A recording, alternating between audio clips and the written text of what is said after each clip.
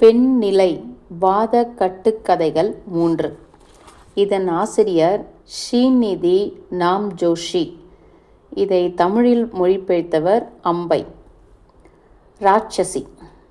பல்லாயிரம் ஆண்டுகளுக்கு முன்பு வெகு தூரத்தில் உள்ள இந்தியாவில் மிக மிக தூரத்தில் இருப்பதால் அங்கு என்ன வேண்டுமானாலும் நடக்கலாம். வழக்கமான ஆரியர்கள் வரும் முன்பு ஒரு ராட்சசி ஒரு ராஜ்யத்திற்கு பொறுப்பு வகித்தாள். அவள் கணக்குப்படி அது ஒரு சிறிய ராஜ்யம். நமக்கு அப்படி நினைக்க தோன்றாது. அதன் முக்கோண முனையில் 3 கடல்கள் கூடின. வடக்கே மலைகள் இருந்தன, உலகத்திலேயே மிக உயர்ந்த மலைகள். அதனால தான் இது அப்படி ஒரு அபூர்வமான ராஜ்யமாக இருந்தது. பார்க்க போனால் அது ராஜ்யமே இல்லை, ஆனால் அதை எப்படி குறிப்பிட்டார்கள் என்று சொல்ல மறந்து போனது. அதற்கு இணையான ஒரு சொல் எனக்கு கிடைக்கவில்லை. அங்கு அரசனே இல்லை, ராட்சசிதான் ஆண்டாள். வேறு பெண்கள் யாரும் இல்லை. ஆண்கள் குழந்தை மனதுடன் சந்தோஷமாகவும் சுதந்திரமாகவும் இருந்தார்கள். அவர்கள் புண்பட்டு போனால் உடனே சமாதானப்படுத்தப்பட்டார்கள். ராட்சசி மிகவும் கருணையானவள். அவர்களை மடியில் வைத்துக்கொண்டு அவர்கள் எத்தகைய வீரர்கள், பலவான்கள், கண்ணியம் மிக்கவர்கள் என்று கூறுவாள். அவர்களுக்கு பசி எடுத்தால் உணவூட்டுவாள். அவள் முளைப்பால் தேனை விட இனிப்பானது, மாம்பழத்தை விட ஊட்டசக்தி வாய்ந்தது. அவர்கள் சிடுசிடுத்தால் ராட்சசி பாடுவாள். அவர்கள் கால் வழியாக ஏறி அவள் மடியில் படுத்து உறங்கி போவார்கள். அவர்கள் மிகவும் ஆனந்தமான குடிமகன்களாக இருந்தார்கள். இப்படியே இது முடிவில்லாமல் போய்கொண்டிருக்கலாம். ஆனால் ராட்சசிக்கு அலுத்துவிட்டது. அவள் மடியில் எலும்பு குத்தியது. அவள் குரல் இனிமையற்று போனது. ஓரிரு முறை அவள் சிடுசிடுத்தாள். அவர்கள் இதனால் பாதிக்கப்பட்டனர். நாங்கள் உன்னை நேசிக்கிறோம் என்றனர் அவளிடம். நீ ஏன் பாடுவதில்லை? எங்களிடம் கோபமா? நாங்கள் என்ன செய்துவிட்டோம்? நீங்கள் அன்பான குழந்தைகள்தாம் என்றாள் ராட்சசி. ஆனால் எனக்கு அலுத்து போய்விட்டது. நான் இதை விட்டு போகும் காலம் வந்துவிட்டது. நீ எங்களை விரும்பவில்லையா? நீ என்னை என்ன சொல்கிறாய்? அதை நாங்கள் செய்கிறோம். உன்னை நாங்கள் மகிழ்ச்சியுடன் வைத்துக்கொள்கிறோம். தயவு செய்து போகாதே என்றனர். எனக்கு என்ன வேண்டும் என்று உங்களுக்கு தெரியுமா என்றாள் ராட்சசி. சிறிது நேரம் மௌனமாக இருந்துவிட்டு அவர்களுள் ஒருவன், உன்னை எங்கள் ராணியாக்குகிறோம் என்றான். உனக்கு நாங்கள் ஒரு கவிதை எழுதுகிறோம் என்றான் இன்னொருவன்.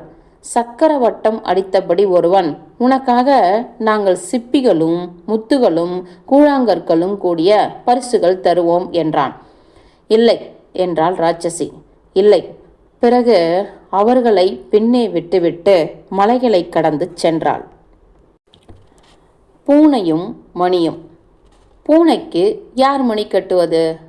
என்னால் முடியாது என்றது பழுப்பு வண்ண எலி. எனக்கு நிறைய குட்டிகள் உள்ளன, ஏகப்பட்ட வேலைகள் இருக்கிறது செய்யறதுக்கு. கடைக்கு வேற போக வேண்டும், என்னாலும் முடியாது என்றது நீல எலி. இந்த அசட்டு சண்டையெல்லாம் எனக்கு பிடிக்காது, நான் அமைதியை நம்புவள், என்னாலும் முடியாது என்றது குட்டி எலி. நான் ரொம்ப குட்டி, மணி ரொம்ப கணக்கும், நானும் இல்லை என்றது பெரிய எலி. மணியின் தன்மை பற்றி எனக்கு தெரியாது, மேலும் மணிகள் என்னை சலிப்பூட்டுகின்றன. சரி, நான் மணியை கட்டுகிறேன் பூனைக்கு என்றது பைத்தியக்கார எலி. சும்மா தமாஷுக்காக செய்கிறேன், ரொம்ப சிரிப்பும் வரும். இல்லை, நான் பூனைக்கு மணி கட்டுவேன் என்றது வீர எலி. எனக்கு புகழ் வேண்டும் கெட்டிக்கார எலி. நாம் பொறுத்திருந்தால் பூனை செத்துவிடும், பின்பு கவலை இல்லை நமக்கு என்றது. ஆமாம் என்றன எலிகள். மறந்து போகலாம் பூனையை. சில எலிகள் மறந்தன, சிலவற்றால் முடியவில்லை. சுயவரம். ஒரே ஒரு ஊரில் ஒரு ராஜகுமாரி இருந்தாள். அவள் மிகவும் நன்றாக சீட்டி அடித்தாள். சீட்டி அடிக்காதே என்றாள் அம்மா. சீட்டி அடிக்காதே என்றார் அப்பா. ஆனால் குழந்தைக்கு நன்றாக சீட்டி அடிக்க வரவே அவள் சீட்டி அடித்தவாறே இருந்தாள். ஆண்டுகள் ஓடின. அவள் ஒரு இளம் பெண்ணானாள். அவள் பெற்றோர் கவலைப்பட்டனர். சீட்டி அடிக்கும் பெண்ணை எந்த ஆண்மகன் மணந்து கொள்வான் என்ற துயரத்துடன் சொன்னாள் அம்மா. எப்படியாவது சமாளிக்க வேண்டியதுதான்.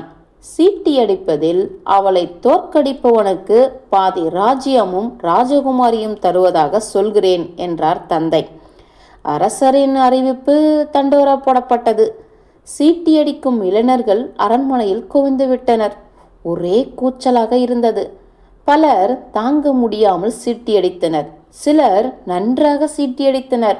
ஆனால் ராஜகுமாரி எல்லோரையும் விட நன்றாக சீட்டியடித்து எல்லோரையும் தோற்கடித்தாள்.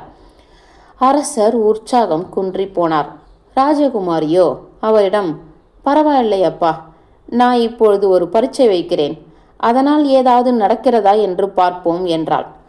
பிறகு அவளை மணக்க வந்தவர்களை நோக்கி, நான் உங்களை நேர்மையான முறையில் தோற்கடித்தேன் என்பதை ஏற்றுக்கொள்கிறீர்களா என்று கேட்டாள். இல்லை இல்லை என்று எல்லோரும் கத்தினர்.